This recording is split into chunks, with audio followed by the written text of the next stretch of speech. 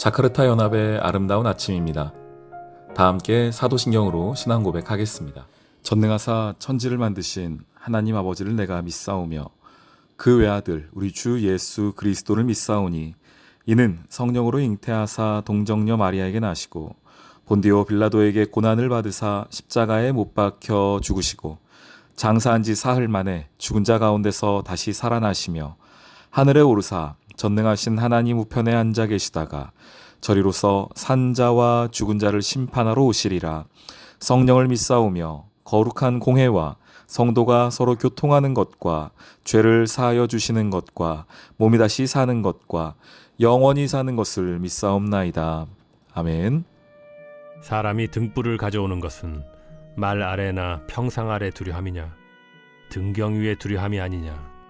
드러내려 하지 않고는 숨긴 것이 없고 나타내려 하지 않고는 감추인 것이 없느니라. 들을 귀에 있는 자는 들으라. 너희가 무엇을 듣는가 스스로 삼가라. 너희의 헤아리는 그 헤아림으로 너희가 헤아림을 받을 것이며 더 받으리니 있는 자는 받을 것이요 없는 자는 그 있는 것까지도 빼앗기리라. 샬롬, 자카르타 연합의 아름다운 아침입니다. 이 토요일에 오늘 하나님께서 5절 되는 짧은 말씀이긴 한데요. 우리가 함께 좀 깊이 생각해보고 내 삶에서 이러한 은혜가 있기를 함께 나누는 시간 되기를 소망합니다. 오늘 등불 이야기를 예수님이 하셔요. 등불. 당시에는 이스라엘에 전기가 없으니 형광등이 있겠습니까? 전구가 있겠습니까? 어두운 곳에서 밝힐 수 있는 것이라고는 아마 작은 촛불 하나였을 것입니다. 그 촛불과 연결되어 있는 기름통과 함께하여서 우리가 불을 붙여서 불을 밝혔을 텐데, 여러분, 불과 그 빛과 어둠의 관계를 생각해 보신 적이 있으신가요? 어둠이라는 것이 존재하는 걸까요? 과학적으로는 잘은 모르겠습니다. 그런데 제가 제 짧은 생각으로 생각해 보았을 때도 말씀으로 삶을 비추면서 생각해 본다면 이 어둠이라는 것은 빛의 부재입니다. 그러니까 빛이 있는 곳이 빛이 아무리 작은 것이라도 그것이 들어가게 되면 어둠이 사라지게 돼요. 그 자리를 내어주게 됩니다. 이것과 같은 원리로 우리의 사망이라는 것은 무엇일까요? 생명의 부재입니다. 생명이 없는 곳에 사망이 있는 거예요. 사망을 물리치기 위하여서는 다른 무언가를 가져오는 것이 아니고 생명이 그 자리에 들어가야 되는 것입니다. 마찬가지 원리라고 생각해요. 그런데 오늘 예수님께서 말씀하시는 게 뭐냐면 등불이라는 것이 있는데 실은 이 등불은 누굴 나타내는 겁니까? 예수님 스스로를 나타낸 것이죠. 요한복음 8장 말씀인데요. 12절 말씀에 예수께서 또 말씀하여 이르시되 나는 세상의 빛이니 라고 분명히 말씀을 해주셨어요. 예수님 스스로가 빛이다 라고 말씀을 해주셨습니다. 그런데 이 빛이 하는 역할을 오늘 좀 세세히 말씀을 해주셨더라고요. 22절 보시면 드러내려 하지 않고는 숨긴 것이 없고 나타내려 하지 않고는 감추인 것이 없다라는 말이 있어요. 조금 말이 어렵지만 이걸 정리하면 이런 겁니다. 빛이 나타나면 그 무엇도 숨길 수가 없다 이런 뜻이에요. 그리고 빛이 나타나면 그 어떤 것도 감출 수가 없다는 겁니다. 제가 서두에 말씀드린 것과 같은 원리예요. 빛이 가면은 그 무엇도 숨겨질 수 없고 그 무엇도 감출 수가 없다는 겁니다. 중요한 것은 무엇입니까? 빛이 있느냐 없느냐라는 겁니다. 저는 저와 여러분의 삶의 자리 가운데에 예수 그리스도로 말미암은 그 빛이 이 빛에는 여러 가지가 다 포함됩니다. 생명도 포함되고요. 또 하나님과 함께하는 은혜도 포함이 되어지는 모든 것, 아마 선한 모든 것들을 저는 빛이라고 표현하겠습니다. 예수가 우리에게 주는 그 빛입니다. 그것이 여러분 삶의 자리 가운데 있기를 주님의 이름으로 축원합니다. 제 삶에도 그 예수의 빛이 비추어지기를 소망합니다. 그런데 여러분, 예수의 빛이 비춰지면은 좋은 일만 나타나는 게 아닙니다. 어떤 일이 나타나는 줄 아세요? 그동안 내가 숨겨놓았던 나의 아픔들, 나의 죄악들, 상처들이 다 드러나기 시작해요.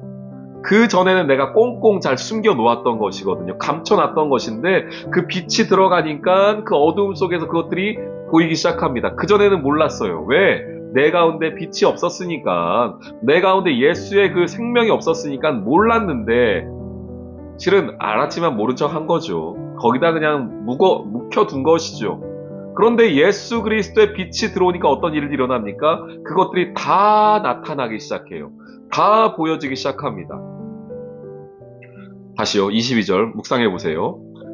드러내려 하지 않고는 숨긴 것이 없고 나타내려 하지 않고는 감추인 것이 없다. 그러니까 숨길 수도 없고 감출 수도 없다는 거예요. 언제? 빛이 오면. 그리고 나서 또 하나 24절 보세요. 너희의 헤아리는 그 헤아림으로 너희가 헤아림을 받을 것이다 하는 거예요. 그러니까 예수님께서 빛으로 오실 때에는 어떤 일이 일어나냐면 예수님 곧 성령님이시니까 그 성령으로 말미암은 그 말씀의 찔림이 내 가운데 일어나기 시작합니다. 그러면 그 찔림을 통하여서 그저 내가 잘못했습니다로 끝나는 정도가 아니고 내 삶의 모든 것들을 돌아보기 시작해요. 그러다 보니까 뭐가 보입니까? 내가 그동안 덮어놓았던, 내가 숨겨놨던 내 죄악들이 다 보이기 시작하는 거예요.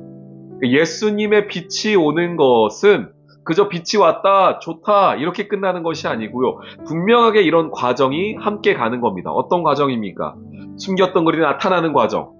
감추었던 것들이 드러나는 과정, 예수의 말씀으로 하나님의 그 은혜로 그 모든 것들이 죄악들이 헤아려지는 과정, 계산되는 과정이 분명하게도 나타납니다. 그럼에도 불구하고 여러분, 그게 참 두려운 과정이고요. 떨리는 과정이거든요.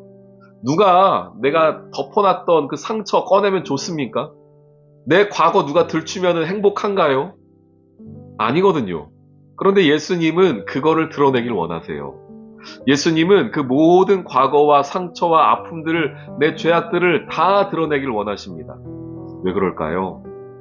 그것으로 말미암아 내 안의 것들이 정리가 되어야 되기 때문에 그렇습니다. 예수님이 빛으로 오신다는 것은 그런 의미입니다. 내 안의 모든 것들을 다 정리하시고 상처마저도 아픔마저도 죄악마저도 십자가 앞으로 가지고 와서 그것들을 해결하기를 원하시는 거예요. 그런데 생각보다 많은 우리 성도님들이 이 과정까지 가는 것을 참 어려워합니다. 예수 믿고 좋긴 한데 딱 거기까지예요. 내 상처와 과거는 안 건드렸으면 좋겠다.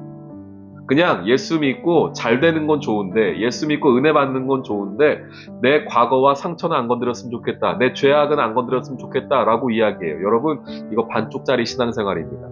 그렇게 신앙생활할 수 없어요. 빛이 왔는데 어떻게 그것들이 다 감춰집니까? 빛이 왔는데 어떻게 그것들이 안 드러날 수 있습니까? 드러나는 게 당연한 거예요. 드러나서 내 마음 가운데 찔림이 있는 것이 당연한 겁니다. 여러분 조금 용기를 내십시오. 오늘 이 아침에 혹시 예수님께서 여러분 삶에 빛을 비추셔서 드러나게 하시고 숨긴 것이 나타나게 하셨다면은 예수님께 용기를 내서 찾아갈 수 있는 이 아침 되기를 소망합니다. 주님께서 그 기도도, 그 아픔도, 그 죄악도 분명히 받아주실 거예요. 십자가의 능력이니까요. 이 하루 드러내시는 그 빛을 따라 살아가는 저와 여러분 되기를 주님의 이름으로 축원합니다. 아멘. 오늘의 기도. 빛 되신 우리 예수님, 주의 빛으로 저의 어두운 영혼을 밝혀주시니 감사합니다. 우리를 감찰하시는 하나님 앞에 늘 진실하기를 원합니다. 우리를 세상의 빛으로 세우셨사오니 산 위에 세운 등대처럼 온 세상을 비추는 주의 자녀 되게 해주세요. 예수님의 이름으로 기도합니다. 아멘.